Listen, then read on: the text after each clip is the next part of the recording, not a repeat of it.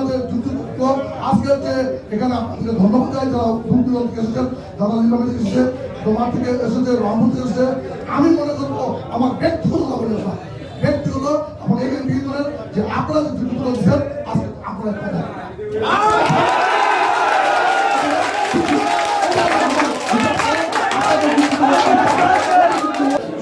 আসলে আমাদের আলোচনা শেষ।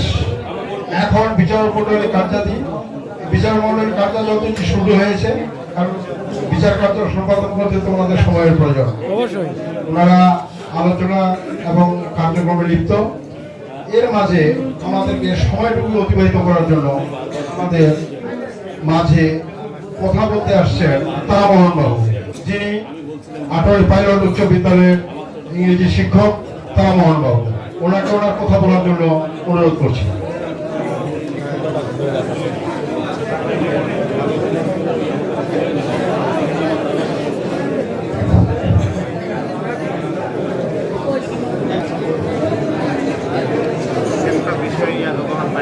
পরম শ্রদ্ধেয় ভক্তবৃন্দ, সকলের পাদদেশে সকলের পাদদেশে আমি প্রণাম জানিয়ে দু একটি কথা বলার সুযোগ করছি।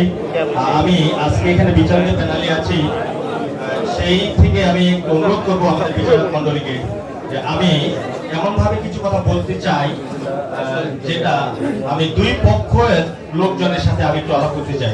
এটা আমি উল্লেখ করে বলবো বা অন্যরা যে কোনো একজন উল্লেখ আমার সাথে কথা বলবো। এটা আমি বিনীতভাবে আপনাদের প্রার্থনা করছি যে ওনাদের সাথে আমি একটু কথা বলতে চাই, পারবো কিনা আমি একটু অনুমতি চাচ্ছি। জি জি, ধন্যবাদ। আপনারা একটু শুনবেন, কারণ এত রাত জেগে আমরা এই পুরাতন আটোয়ারি বিষ্ণু মন্দিরে অপেক্ষা করছি। একটি কারণ, সেটা হচ্ছে ছোট্ট একটি কথা শৌচ ও শৌচ নিয়ে, যেটি এখানকার একটি ঘটনার চক্রেই একদিন বসা হয়েছিল, আবার নাকি আজকে দ্বিতীয় পর্ব। তার এই ধারাবাহিকতায় আমি তারামোহন sir, Atwari pilot high school, এবং আমার আরো পরিচয় আছে, তো অনেকে হয়তো শুনবেন যে উনি তো ওনার আরো পরিচয় আছে, আমি সেই পরিচয়টাও দিতে চাই, প্লিজ মনে করবেন না। আমি বন্যাশ্রম স্বাস্থ্য সংঘের দায়িত্বে আছি এবং এখানে বিচারক হিসাবে আমাদেরকে রাখছেন। এটা আপনারা যদি মনে করেন যে উনি তো বন্যাশ্রম স্বাস্থ্য সংঘের একজন, তাহলে উনি বিচারক এখানে আসলেন কেন? সেইভাবে কিন্তু বিচারক মহোদয়গণ সেভাবে নির্ধারণ আমাদের করেননি বা আমরা হইনি, আদৌ সেইভাবে আমরা ব্যবহৃত হব না, আমি বিশ্বাস করি। আমি বলতে চাচ্ছি যে প্রথম পক্ষ, এই পক্ষ আমার ডান পাশের পক্ষ, ওনারা সুযোগ পেয়েছিলেন বলার জন্য। তাদের কাছে আমার বিনীত প্রশ্ন, আপনারা অসুস মানেন কিনা? একজন উত্তর দেবেন। অবশ্যই অসুস মানেন। আপনারা কতদিন অসুস মানেন? আমরা তো বর্ণভেদে মানি। বর্ণভেদে মানেন। আমি আপনাদের কাছে প্রশ্ন করব, আপনারা অসুস মানেন কিনা? একজন উত্তর দেবেন।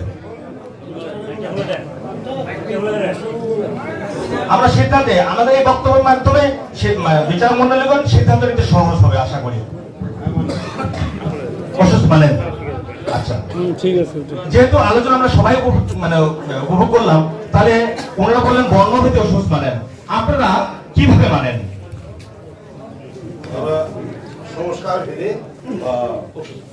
সংস্কার ভেদে, সেটা অবশ্যই ক্ষণ, পলক, দিন, মাস এরকম থাকবে। 10 দিন। আচ্ছা, 10 দিন যে আপনারা মানেন, আপনারা সংস্কার ভেদে অর্থাৎ বর্ণ ভেদে আপনারা মানেন। আচ্ছা, এখন বিপক্ষে আমরা প্রশ্ন, আপনারা যে অর্থাৎ ব্রাহ্মণ বলছেন আপনারা 10 দিন, ক্ষত্রিয় বলছেন 12 দিন, এইভাবে আপনারা 10 দিন। আমার প্রশ্ন হচ্ছে যে আপনারা যে এই অসুস মানেন, অসুস আনতে কাজটা কি? আপনি একজন বলবেন। অসুস আনতে একটা অসুস হলো যদি বাবা মারা যায় সেটা আলাদা অসুস, সন্তান যদি জন্মগ্রহণ করে সেটা অসুস। মৃত্যু, হ্যাঁ, যদি মৃত ব্যক্তির অসুস আনতে শ্রাদ্ধ করতে হয় তার অন্ত্যেষ্টিকে ক্রিয়া করার জন্য। অসুস আনতে অসুস হওয়ার পরে অসুস কথা জানতে চাচ্ছি, অসুস নিবৃত্তিটা কিভাবে করেন? সেটা কি কাজ, কি উপমা, কি উপঢৌকনের মাধ্যমে আপনারা? না অসুস কি কাজের মাধ্যমে আপনি শুদ্ধি লাভ করেন? হ্যাঁ, আমার অসুস থেকে আমি পরিত্রাণ পাইলাম। ধন্যবাদ। আসলে আমরা যারা ব্রাহ্মণ তারা আমরা 10 দিন অসুস পালন করব। এই অসুস পালনের সময় 10 দিন যদি পরিপূর্ণ হয়ে যাবে, সেদিন আমাদের গ্রামের বহির্ভাগে গিয়ে খোর কার্য করতে হবে। খোর কার্য কার মাধ্যমে করেন? জি, আরেকবার খোড়ো কার্য কার মাধ্যমে সম্পন্ন হয়? অবশ্যই সেটা একজন শূদ্রের মাধ্যমে কেউ নাপিতকে বলা হয়। নাপিত কেন সূত্র কেন? শূদ্র এই কারণেই তারা, যাদের দ্বিতীয়বার জন্ম হয় না তারাই কিন্তু শূদ্র, অর্থাৎ যাদের উপনীত নেই তারা হলো শূদ্র। উপনয়ন হয়নি, পৈতা যাদের নেই তারা শূদ্র। উপন্ন নিতে পারেন না, গ্রহণ করতে পারেন না, তাদের মাধ্যমেই এই ত্রিবর্ণের যেগুলো বলতে যাচ্ছেন, এই ত্রিবর্ণের সত্য কাজনা করেন। হ্যাঁ হ্যাঁ। আচ্ছা, এখন আপনাদের কাছে যাচ্ছি। আপনারা অসহজ পালন করলেন 10 দিনে। বক্তব্যে অনেক কিছু কথা হয়েছে, আমি ওদিকে যাচ্ছি না, আপনি যা উত্তর দেবেন। সেক্ষেত্রে আপনারা যে অসহজ পালন করেন 10 দিনে, এই 10 অন্তে অর্থাৎ 10 দিনের শেষে কোন কার্যবিধির মাধ্যমে অসহজ শান্ত হয়? আমরা এই 10 দিন অন্ত হলে পরে বা 10 দিনের দিনে আমরা সেই গ্রামের বাইরে গিয়ে একজন নরসুন্দর তথা সর্বনাভিক ঠাকুরকে নিয়ে আমরা এই চুল, শুষ্ণ, নখ এগুলি ছেদন করে স্নান আদি সেরে আবার এই গৃহে ফিরে আসি। আচ্ছা, এই যে নরসুন্দর কথা বললেন আপনি, ইনারা নরসুন্দর নাপিত ঠাকুর উল্লেখ করছেন, আপনি নরসুন্দর বলেছেন। আমি এইখানে জানতে চাচ্ছি যে নরসুন্দর উনি নাপিত ঠাকুর বলেছেন, এখন আপনি একটু বর্ণনা দিবেন যে এই নরসুন্দর উনি কে? এই সমাজের সনাতনের কেউ কিনা, নাকি কোনো মুসলিমের, নাকি অন্য কোনো ধর্মের? আমি বিচার দেখতেছি, আমি বিচারকে দেখতেছি, প্লিজ নো। আমি কোনো লোকাইনি, আমি সব কথা বলছি, প্লিজ প্লিজ। সনাতনের এমন একজন সদস্য আমরা যেই বস্তু থেকে উৎপত্তি হয়েছি তিনিও সেই একই জায়গা থেকে উৎপত্তি হয়েছে। অতএব তিনি আমাদের এই 3 বর্ণের সেবা করাতে উনি ধন্য হয়েছে, যিনি নাম নরসুন্দর। এই নরসুন্দরের আর কি কোনো পরিচয় আছে? এটা আমাদের যেমনটি আপনার এই বিধি, যে অসহজ কর্মে যে নরসুন্দরকে আপনারা নিয়ে আসছেন তার মাধ্যমে, সেখানে আমি তার মন কি এই কাজটা করতে পারবো না? পারবো কিনা? আমি তো সনাতন ধর্মে আছি, প্লিজ আদালত দেবেন না। বাবু কমলেশ্বর যেতে পারবেন না? কেন পারবেন না? প্রশ্ন আবার বলবো, প্লিজ বলে। মোহন, আপনার সৌভাগ্য দুর্ভাগ্য করবে একজন মানুষ মারা গেলেন, আমি সেই নরসুন্দরের কাজ করতে পারবো কিনা?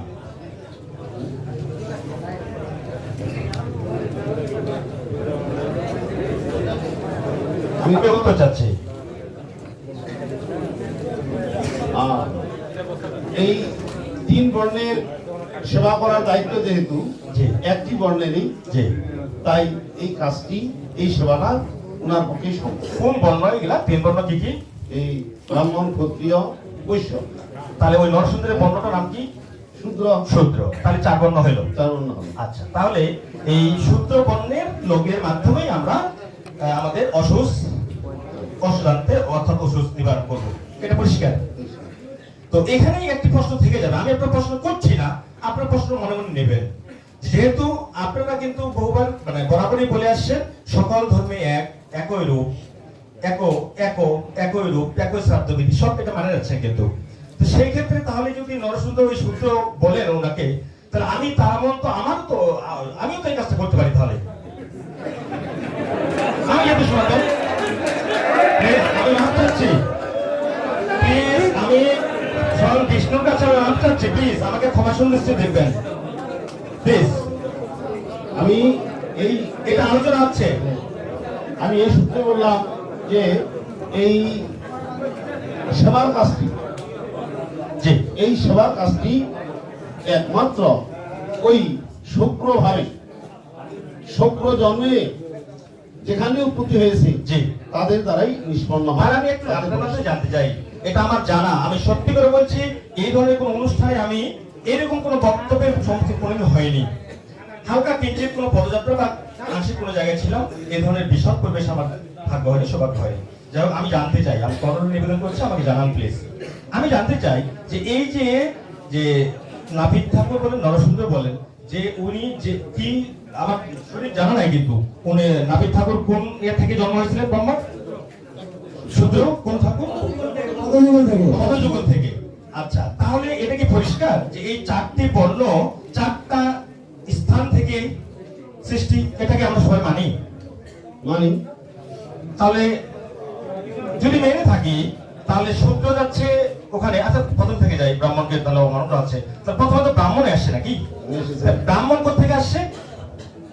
মুখ থেকে। মুখ থেকে। মুখ মানে কি? আজকে যে তাহমন স্যার এখানে মুখ দিয়ে কথা বলছে, আপনি বাবাজি ফ্রম ঠাকুর আপনিও মুখ থেকে কথা বলছেন, আমরা এই মুখা ভিনয় অর্থাৎ মুখ থেকে কথাগুলো বলছি। এই মুখ থেকে যদি ব্রাহ্মণ বাবাজির সৃষ্টি লাভ করেন বা সৃষ্টি হয়, আর ক্ষত্রিয় হয় বাহু থেকে, আর বৈশ্য হয় উরু থেকে, আর শূদ্রের পদ থেকে। এক মিনিট, আমি একটা সংযোজন করতে যাচ্ছি। আপনার এটা পাবেন ঋগ্বেদের দশম মন্ডলের আছে না, আমি ওটাই দিয়ে যাচ্ছি। ঋগ্বেদের দশম মন্ডলের নব্বশ্লোকে দ্বাদশ নম্বর চিঠি। এটাই। আচ্ছা ধন্যবাদ।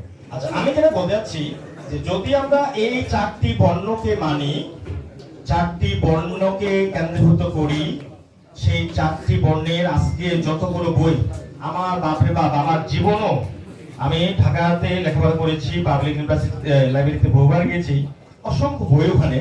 আমার কোনোদিন এইগুলো আমার সামনে এতগুলো বই বা গ্রন্থ বা কি বলে শাস্ত্র আমি চোখে দেখিনি, এতগুলো নিতে পারিনি, হাতে নিতে পারিনি। যাকে আমি মাত্র নিবারণ দাদা ওনার মাধ্যমে মাত্র পিছনে ছিলাম 2টি গ্রন্থ না শাস্ত্র, 2টি শাস্ত্রের কোড আমার কাছে আছে, যেটা গরু পুরাণ আর এটা হচ্ছে বরাহ পুরাণ, যেটা আমি নাম বলতে পারবো না, চতুর্থ বক্তা বাবু বলেছেন অথবা সুভাষ বাবু বলেছিলেন। এটাতে আমি একটু যাবো, আপনারা যদি সবাই আমাকে অনুরোধ দেন, অনুমতি দেন। তো এখানে আমি যেটা বলতে চাই যে ব্রাহ্মণ মুখ থেকে যদি ব্রহ্মা বা সেই বিষ্ণুর মুখ থেকে যদি আসেন, বিষ্ণু না ব্রহ্মা কি? ব্রহ্মা মুখ থেকে যদি আসেন, তাহলে তো সেই ব্রহ্মা মুখস্রোত মুখে, তাহলে তো ওই কথাগুলো নিশ্চয় ব্রাহ্মণ শুনেছেন তখন। এটা ধারণা হতে পারে কিনা? একটু কল্পনা করি তো বাবাজিরা, হতে পারে কিনা? আমার যুক্তি যে যদি মুখ থেকে এসে যায়, তাহলে ব্রহ্মা কি বলতে চেয়েছিল? তাহলে ব্রহ্মার মুখটাই তো ব্রাহ্মণ নাকি? অবশ্যই যুক্তি, আমি যুক্তি কথা জানি না ভিতরে কি আছে, এটা আমার যুক্তি।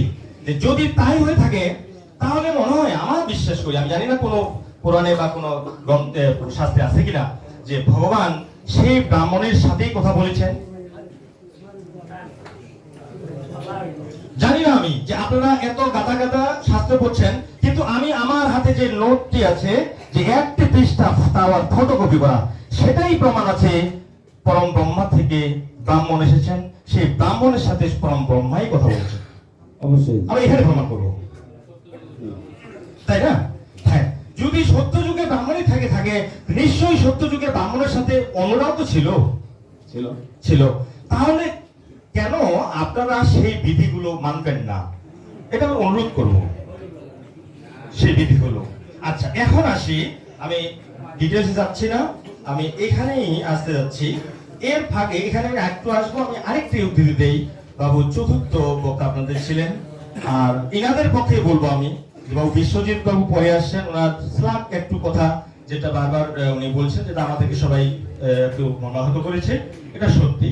পাশাপাশি আপনাদেরও একটু শ্লাঘ হয়েছে, ওনারা যেমন মূর্খ বলেছেন, আপনাদের তরফ থেকে এই সেই পরম পবিত্র মাটিতে আপনারাও পেঁচা টেচা এইসব কথা বলছেন। এটা কিন্তু আমি বিনীতভাবে কৃষ্ণর কাছে বা বিষ্ণুর কাছে ক্ষমা প্রার্থনা করছি। আমি বলতে চাচ্ছি, চতুর্থ বক্তা যিনি ছিলেন আপনারা, তাকে তার চরণে প্রণাম জানিয়ে, উনি কিন্তু গরু পুরাণে সম্ভবত 31-32 লাইনগুলো মানে পৃষ্ঠাগুলো পড়তে বলেছিলেন, এবং সেখানে অসুস্থতা, অপঘাত মৃত্যু বা এই যে অপমৃত্যু যেগুলো, সেটা নিয়ে উনি শুরু করেছিলেন।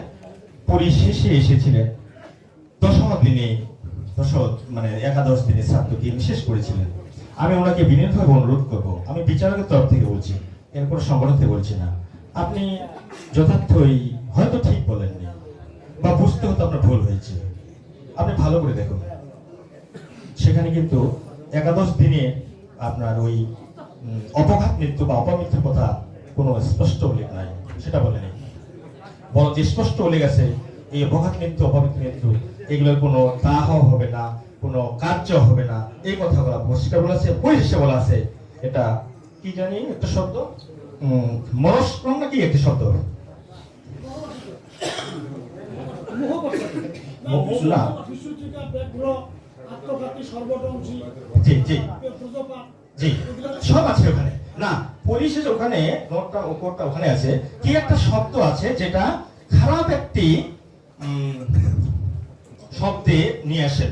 ওই খারাপ শব্দটা আমি এখানে বের করেন তো, আমি পাইনি, খুঁজে পাইনি যে ওটার মানেটা কি দিলেন। আছে দেখা তো বাবু কি আছে লেখা আছে, এটা সবারই জানা দরকার একটু, যে এই যে অপমৃত্যুগুলো হবে তখন এই মানে মরণ কথা লেখা আছে, দেখেন এই মরণে অধিষ্ঠ হবে লেখা আছে।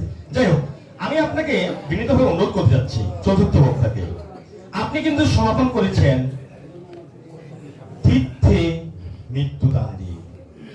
যিনি তীর্থে মৃত্যুদান করেছেন আপনি সেটা কাগজ দিনে মিলে দিয়েছেন, এটা দুঃখজনক না। আমরা ভালো করে দেখেন, আমি ইংলিশ টিচার তাই বলে বাংলা পড়তে পারবো তা না, আমি তো এই দুটি মাত্র রেফারেন্স, গাদা গাদা রেফারেন্স আমার সামনে আছে, আমি করার সুযোগ পাইনি।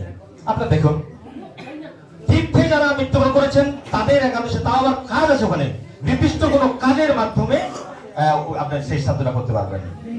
তীর্থে আছে আছে দেখেন, আপনারা দেখেন না আছে তো। যাক, আমি বিনীতভাবে অনুরোধ করব, আপনাদের মধ্যে বেশ কাদা ছড়াছড়ি হয়েছে, অকথ্য কথা হয়েছে, এগুলো হতো না যদি আমরা সঠিকভাবে এই গ্রন্থ তথা শাস্ত্রকে পুঙ্খানুপুঙ্খভাবে পড়ে বুঝে সঠিক কথাটা উপস্থাপন করি। আমি বেশ বিনয়ের সাথে বলবো, আপনাদের দুই পক্ষকে বলবো, বিশেষ করে আপনাদেরকে বেশি অংশ বলবো, প্লিজ আপনাদের যথেষ্ট আমি একটু ল্যাকিংস পাচ্ছি যে আপনাদের বুঝ থেকে, অর্থাৎ কি প্রকৃত কথাটা কি এখানে সেটা আমরা একটু উপস্থাপন করতে একটু বাধাগ্রস্ত হয়েছি। তার কি প্রমাণ? এই যে প্রমাণ দিব এখন দেখেন বাবু সুভাষ চন্দ্র বলেছিলেন, আমাকে তো এই যে সংস্কৃত আমার ভুল হতে পারে, দেখা পাচ্ছেন, আচ্ছা এখানে লেখা আছে 602 পৃষ্ঠা বরাহ পুরাণ, 602 পৃষ্ঠা দেখেন, দেব দেবাহ প দেবানাং লোক নাক উঠে নি পরিগ্রহ অসৌচ কর্ম বিচ্ছদ ছুতু নিচ্চাম্মি মাধব এক বরাহ উবাচ। শেষে বলছে অশৌচং শ্রেয়ং কল্যাণী যথা সুধাচি মানাবা, নাকি জানি না, স্পষ্ট হয়নি এখানে, গতাবস্ত্রী নিরেন স্নাতব সদস্যা নদী, এইটুকু শ্লোক। এই শ্লোকটার উপর ভিত্তি করে বাবু সুভাষচন্দ্র যথার্থই উনি 11 দিনের বর্ণনা, 13 দিনের শ্রাদ্ধ করলে কি হবে, কোথায় চলে যাবে, নরক চলে যাবে, সেই কথাগুলো এনেছেন। আমি অত্যন্ত মর্মাহত হচ্ছে, প্লিজ এই কথাগুলো কোনো এখানে উল্লেখ নেই। আমি বিনীত বিচারক মন্ডলীকে দেখতে বলবো আমার সাথে, যে আপনারা প্রতিটি লাইন প্রতিটি অর্থ ভালোভাবে শ্রবণ করুন, ভালোভাবে উপলব্ধি করুন কথাটা কি বলছে। স্পষ্ট বলছে, উক্ত মন্ত্র পড়িয়া, এই যে মন্ত্র বললাম, উক্ত মন্ত্র পড়িয়া শীঘ্র পদানিকান্তে সেই জল নাকি এটা জল দগ্নি তাহার শিরোদেশে দীপিত করিবে। হে পুণ্ড, চতুর্বর্ণেরই আপনারা একই রূপ কথা বহুবার বলেছেন, আমি দুঃখিত, এটা একই রূপ নয়, এটা এই রূপ, এই রূপ, একই রূপ নয়। আমি বিচারক মন্ডল থেকে বলছি, আমি বিচারক থেকে দৃষ্টি আকর্ষণ করছি, এই রূপ সংস্কার বিদেহ কি, এটা বলবে নিচে, এখন বলবে কি এই রূপ। পরে গোত্র ও বস্ত্রধর প্রাক্কালান্তে গৃহে ফিরবে, গৃহে আসিয়া মৃত ব্যক্তির নামোচ্চান্তে ভূপৃষ্ঠে পিণ্ড দিবে, সেই দিন হইতে অশোচ ধরিতে হইবে, এটা আমরা সবাই মনে জানি আছে। এবং অশোচ অবস্থার কোন রূপ দেব কার্য করিতে পাইবে না, এটা আমরা সবাই করি এখনো করি। এইটা আছে আপনার 83 থেকে 110। এখন যেটা আপনারা আপনাদেরকে আমাকে পড়তে বলেছিলেন, এখানে আমাদের বিচার মন্ডলী পড়তে বলেছিলেন, আমি বিচার মন্ডলীর দৃষ্টি আকর্ষণ করছি। এখানে লেখা আছে যে বসুদা বলিলেন, হে দেবদেব লোকনাথ, কিটা ঠিক নাকি লোকনাথ ঠিক, যাই হোক আমার স্পষ্ট নেই। আচ্ছা, এখানে আমার একটি প্রশ্ন, এই লোকনাথকে বললেন, লোকনাথকে উদ্দেশ্য করে বললেন, কিন্তু এখানে ওই ব্রাহ্মণকে মুখাশ্রিত যে ভগবানের বাণীটা সেই লোকনাথ উদ্দেশ্যে এখানে তুললেন, লোকনাথ বলে সম্বোধন করিয়ে বললেন যে অনন্তর যথাবিধি পৌঁছ পালন বিধি শুনিতে ইচ্ছা করি। বরাহদেব বললেন, হে কল্যাণী, হ্যাঁ মানবেরা কিরূপে অসুচি দেহ শুদ্ধি করিবে তাহা শুনি, তা শোন। মৃত্যুর তৃতীয় দিনে বাস বলা শুরু করলেন। প্রথম দিন বললেন, প্রথম দিন কি হবে, কোন দিন অসুখ শুরু হবে এটা বললেন। সেই লোকনাথ সেই ব্রহ্মচারীকে বলছে, বা সেই পরম ব্রহ্মত্ব যেই ব্রাহ্মণদেরকে বলছেন, হ্যাঁ তুমি শোনো, মৃত্যুর তৃতীয় দিনে তুমি কি করবে, কোন ছোট শ্রী নদীতে গিয়া স্নান করবে, পরে চূর্ণ পিণ্ডে দানান্তে 3 অমস্যি জল দিবে। চতুর্থ পঞ্চম ষষ্ঠ দিনে একটি করিয়া পিণ্ড আর একটি অঞ্জলি করিয়া জল দিতে হইবে, এবং সপ্তম দিবসে কি আছে, যে ধামে যেখানে স্নান করিবে তথা হইতে অপর স্থানে গিয়া সে পিণ্ড ও অম্লাদি দিবে। দশম দিন যাবত প্রত্যহ এইরূপ করিবে। পরে দশম দিনে ঘিরাদি দ্বারা বস্ত্র ধৌত করিয়া তিল আমল তৈল মর্দনান্তে জ্ঞাতিগণ সহ স্নান ক্রিয়া সম্পন্ন করিবে। পিণ্ড দান করিয়া ক্ষৌর কর্ম সমাপনান্তে স্নান ক্রিয়া সমাধা করিয়া জ্ঞাতিগণের সঙ্গে স্বীয় গৃহে আসিবে। একাদশ দিনে যথাবিধি একদিষ্ট বিধিকে পিণ্ড দান করিবে। অনন্তর স্নানান্তে শুচি হইয়া সেই প্রেতদেহ বিপ্রদেহে যোজনা করিবে। হে বসুদেব, এখন বসুদেব বললো, মানে বসুদেব উদ্দেশ্যে সম্বোধন করে বলছে, হে বসুদেব আর শোনো, মনুষ্যগণের মধ্যে এই যে বিপ্র, ক্ষত্রিয়, বৈশ্য বা শূদ্র, এই 4 বর্ণের একদিষ্ট বিধি এক রূপ। যেটা প্রসঙ্গ আসছে যে একদিষ্ট কথাটা 11 কিনা, একদিষ্ট কথার অর্থটা কি, আমি যতটুকু জানি একদিষ্ট একভাবে যেটা উদ্দিষ্ট করে দেওয়া হয়, এক মন্ত্রে, একভাবে, এক নীতিতে, এক বিশ্বাসে, সেটা কিন্তু একদিষ্ট, যেটা আমরা উদ্ধৃতি করে দেই। এই একদিষ্ট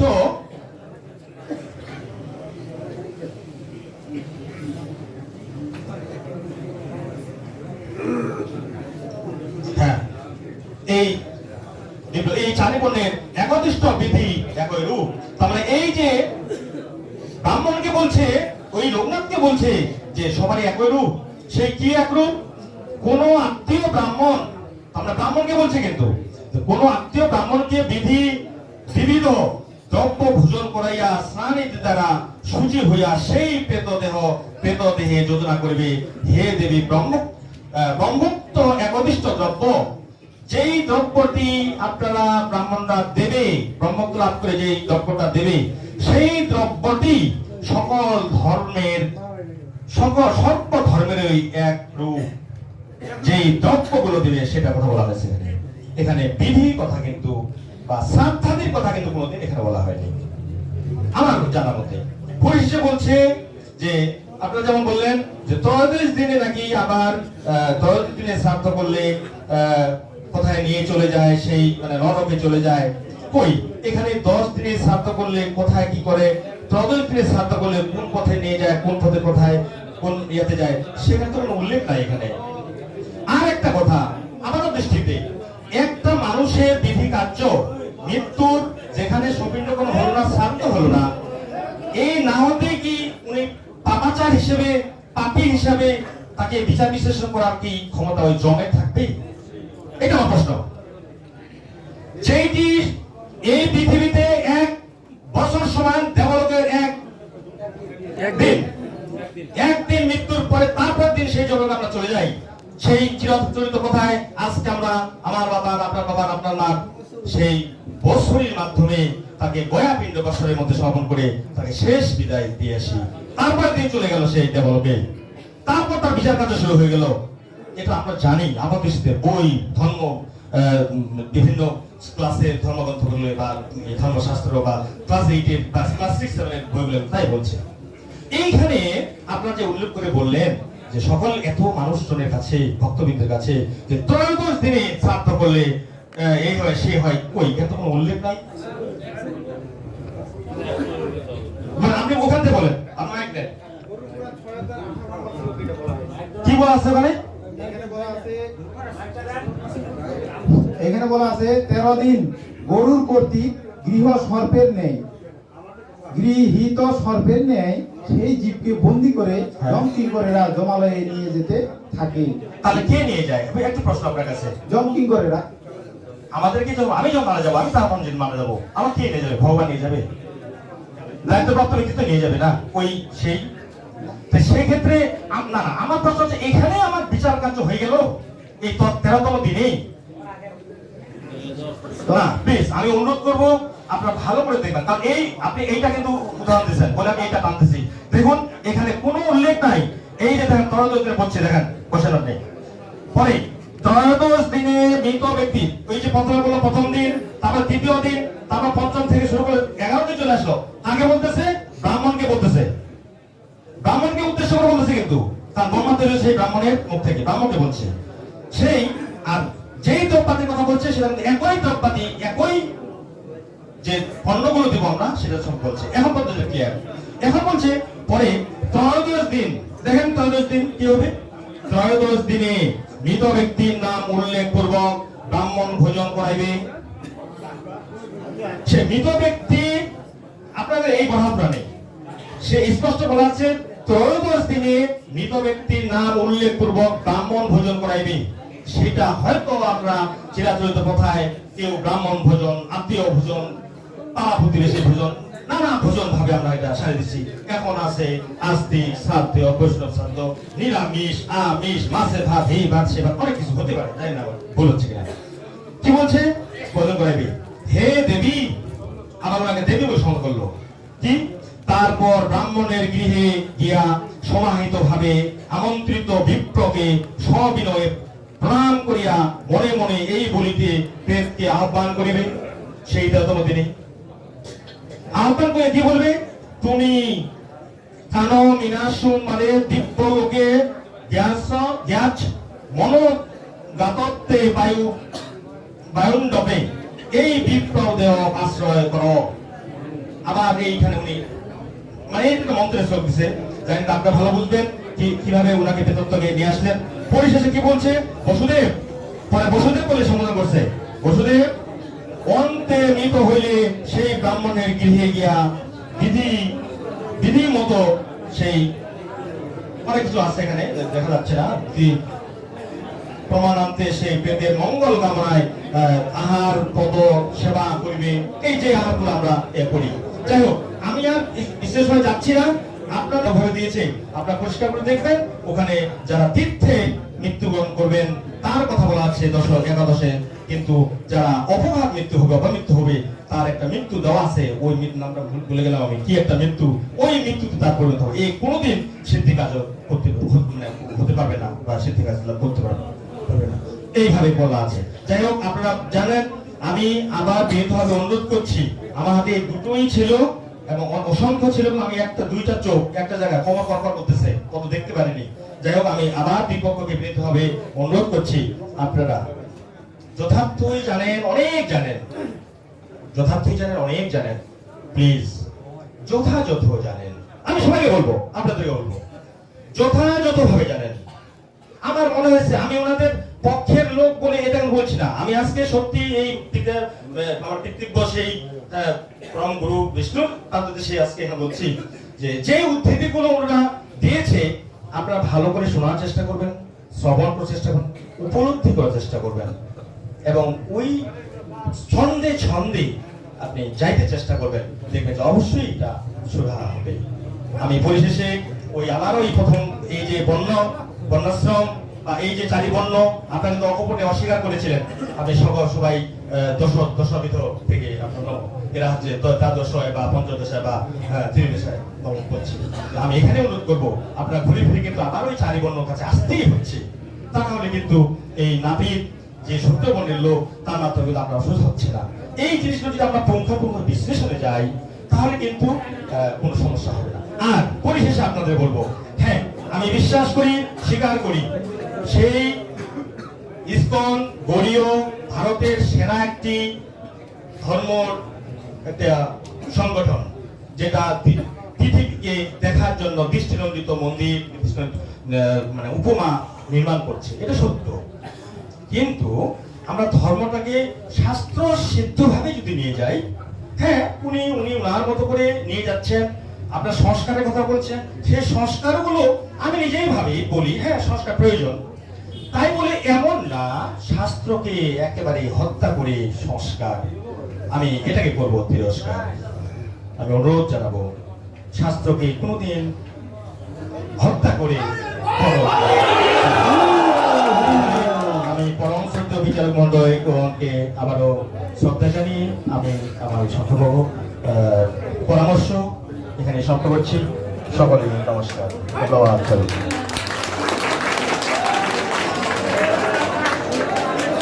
উপস্থিতি আমার আবারও প্রণাম।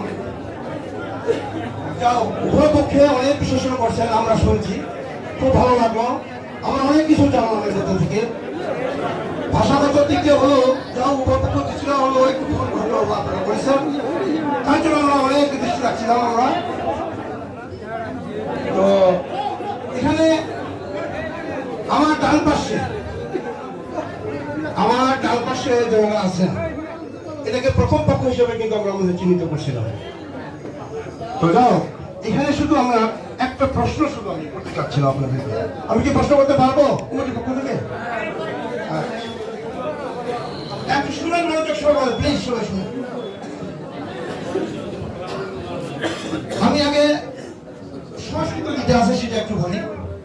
উচ্চারণে কিন্তু ভুল হতে পারে, আমি পূর্ব থেকে বলছি, শিক্ষক হতে পারি, কিন্তু ধর্ম সম্পর্কে অত কিছু একটা আমি জানি না। এখানে আসছি, শিখতে আসছি, শোনার জন্য আসছি, জানতে আসছি। আমি জানবো, আপনারা জানবেন, আমরা সবাই জানবো। তারপরেও এত বক্তব্যের মাঝেও মাথায় তো কিছু আসে, তো সেটা ক্ষেত্রে আমি এই প্রশ্নটা করতে যাচ্ছি। ওকে, ধন্যবাদ সবাই। একটু শুনবেন প্লিজ। গর্গার্থী নিস্তত্ব গার্ভ তত্ত্ব ব্রহ্ম ভবতত্ত্ব দুরিত ক্ষয় মহাবিজ্ঞান তস্য প্রজারুণী কবি। 19 নম্বর শ্লোক। এবারে আসি বিষয়। পুঙ্করারু নৃত্রত যে ব্রাহ্মণ গতি গতা বৃহৎ সত্রস্য পুত্র হবু দোষী চোদ্দ বিস্তার ক্রম।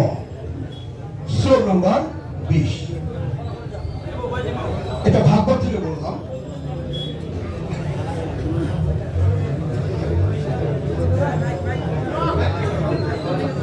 ব্রহ্মার মুখ থেকে জন্ম, এটা সত্য। ক্ষত্রিয় ব্রহ্মা বাহু থেকে জন্ম, এটাও সত্য। বৈশ্য ব্রহ্মার নাভি থেকে জন্ম, এটাও সত্য। শুদ্ধ ব্রহ্মার পা থেকে জন্ম, এটা তো ঠিক আছে, তাই না? আমি যে শ্লোকটা বললাম এটা কিন্তু আমি জানানোর চেষ্টা করবো। প্লিজ একটু শুনবেন। আমি যে দুটা শ্লোক বললাম এখানে, হয়তোবা আমার যদি এখানে কি বলে উচ্চারণের এখানে ভুলে হয়তো আপনারা যারা বুঝেন তারা হয়তো ভুল বুঝতে পারেন, আপনারা দেখবেন, তাই না? এখানে যে জিনিসটা আসছে, মনুপুত্র গর্গ থেকে সিনির থেকে গার্গ জন্মগ্রহণ করেন। গার্গ যদিও ক্ষত্রিয় ছিলেন, তবুও তার থেকে ব্রাহ্মণ উৎপন্ন হয়েছে।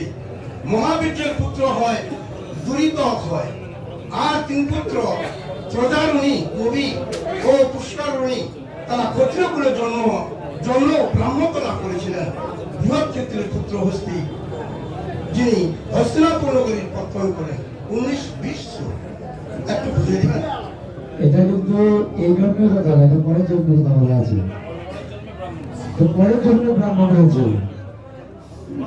যেমন ধরুন ওই ভগবান মহাপ্রাণ হয়েছে, ভরত কিন্তু হরিণ হয়েছিল।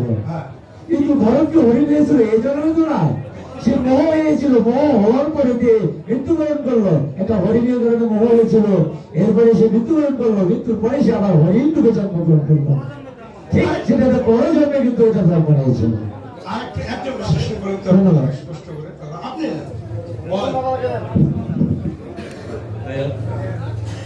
জনির পরিবর্তন জন্মান্তর ছাড়া হয় না। এটা যে জন্মান্তর বাদে ধরেন যে ভাগবতে আছে যে ভরত মহারাজ হরিণের চিন্তা করতে করতে হরিণ হয়ে জন্মগ্রহণ করলেন। এটি ওই দেহ রাখার পর পরবর্তী জন্ম তার হরিণী হয়েছিল।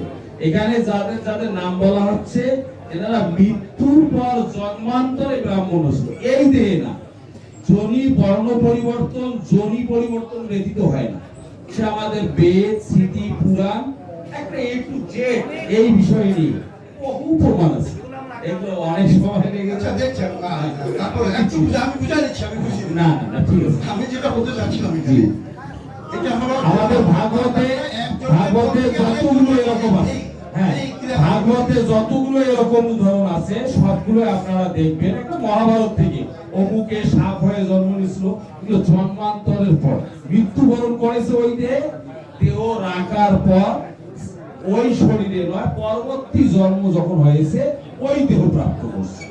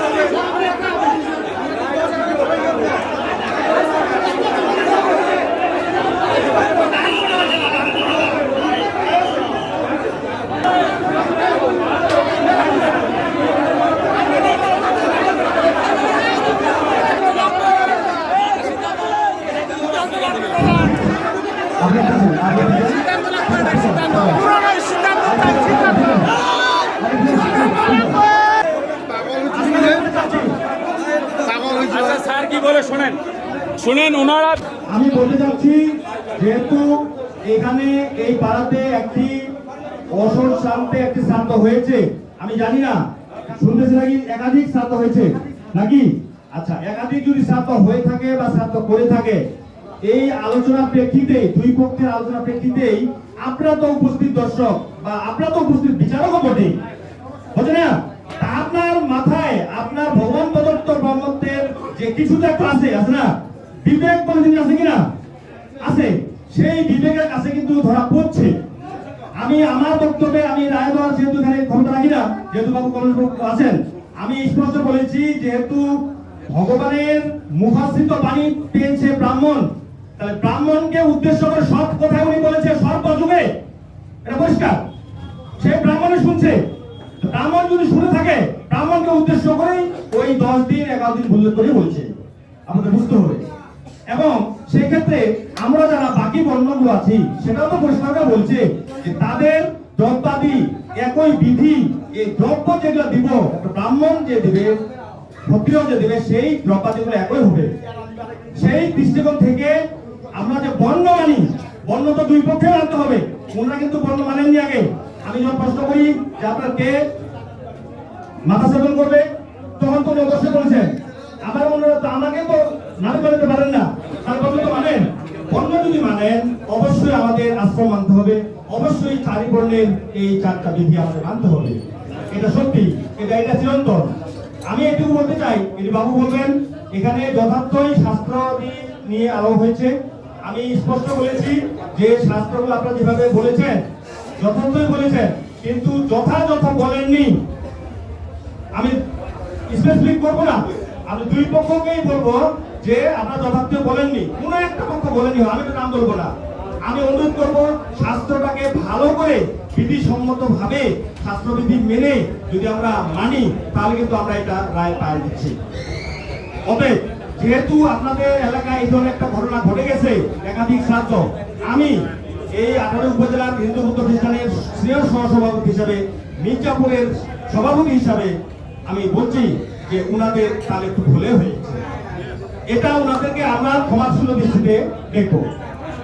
উনারা যাতে ভবিষ্যতে এই ভুলটা না করে। আমাদের বর্ণ, আমাদের আশ্রম, এটা আমাদের মানতে হবে। এটা যেই হই না কেন, আমাদের এই 4টা বর্ণ, 4টা যে জাত, এটা মানতে হবে। এই মতো করে গোটা শাস্ত্রগুলো কিন্তু সেটাই বলা আছে। ওনারা বুঝতে ভুল করছেন। আমি অনুরোধ করব আপনারা বুঝতে ভুল করবেন না। আমি আমার দৃষ্টিকোণ থেকে যিনারা শাস্ত্র হিসেবে আসছেন, ওনারা যথার্থই বলেছেন, ওনারাই যথার্থই উনি ঠিক আছেন আমি মনে করি। এখন বাবু কিছু বলবেন।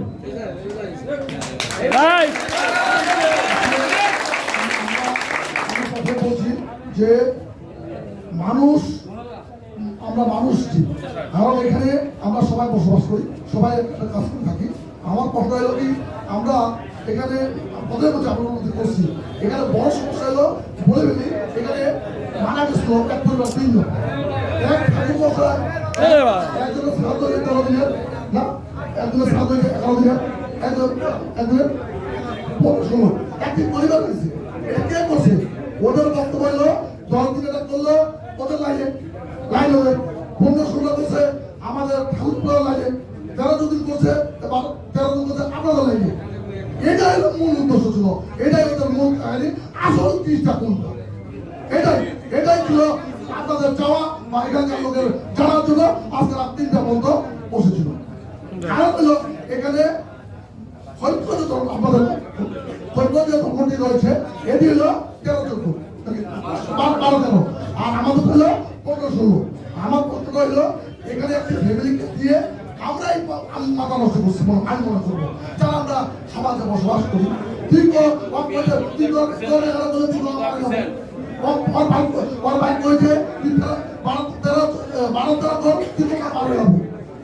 এটা ভুল, 15-16 কর, এটা কে করেছে? আমাদের মতো 10টা আমাদের, এটা আমরা পাবলিক বোঝাবো। কিন্তু আজকের যে ইতিহাস, আজকের যে আপনাদের যুক্তিযুক্ত, আজকের যে এখানে আপনাদেরকে ধন্যবাদ জানাই যারা দূর দূরান্ত এসেছেন, যারা নিলামে এসেছে, তোমার থেকে এসেছে, রহমত থেকে এসেছে। আমি মনে করবো আমার ব্যক্তিগত বলে না, ব্যক্তিগত এবং এখানে যে আপনারা যে যুক্তিযুক্ত দিচ্ছেন আজকে আপনারা